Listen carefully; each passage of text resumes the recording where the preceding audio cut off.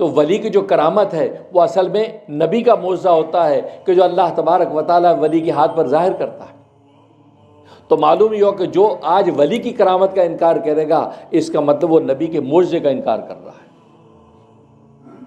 اگر یا جزمن انکار کرے یا اگر توہین کی اور کسی ولی کی کرامت کی توہین کی تو پھر وہ اس مرتد جو شخص مرتد ہوا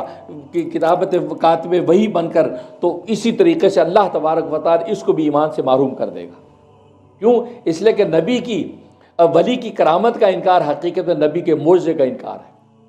معجزے کا انکار ہے۔ آج اگر کوئی شخص جو ہے کسی ولی کی کرامت کا مذاق اڑاتا ہے، ولیوں کا استہزاء ٹھٹھا کرتا ہے اور کرامت کے مقابلے میں کے اندر اپنی جب وہ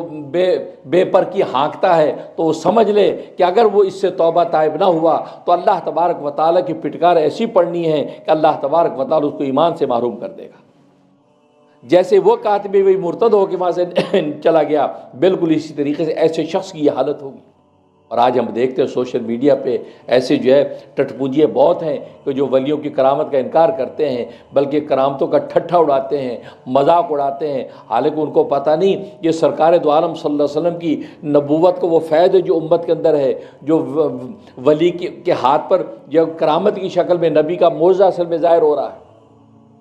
نبی کا معجزہ اصل میں ولی کے ہاتھ پر کرامت کی شکل میں ظاہر ہو رہا ہے۔ لہذا اس کے انکار کا مطلب ہے آپ نبی کے معجزے کا انکار کر رہے ہیں، اور اس کے اندر اگر توہین کا اگر عنصر اور شامل ہے تو پھر تو یہ ہے کہ انسان اللہ تبارک و تعالیٰ کی پکڑ سے ڈرے، اللہ تبارک و تعالیٰ کسی بھی وقت اس کے ایمان کو سلب کر سکتا ہے۔